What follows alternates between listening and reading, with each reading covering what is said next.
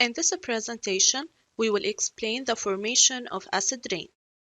Rain is naturally slightly acidic because of the dissolved carbon dioxide, CO2.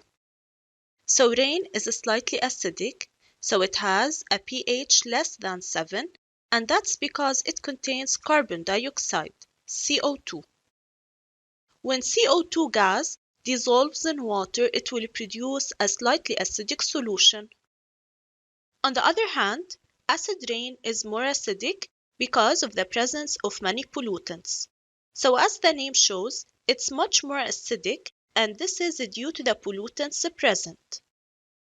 Now let's describe the formation of acid rain. Factories and vehicles produce sulfur dioxide, SO2, and nitrogen oxides, NOx. When nitrogen reacts with oxygen in air, it may form NO, NO2, NO3, and so on. So these are known as nitrogen oxides, NOx, where X can be any number. So factories will produce gases such as NO2 and SO2, nitrogen dioxide and sulfur dioxide. These gases will accumulate in the air. And we know that the air contains oxygen and water vapor.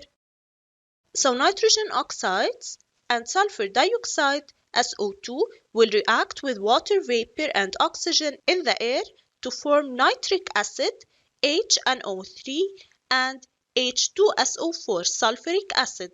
So now we have nitric acid and sulfuric acid. And thus, acid rain will fall. So acid rain forms due to the presence of atmospheric pollutants such as nitrogen oxides and sulfur dioxide, and it has many harmful effects on the environment.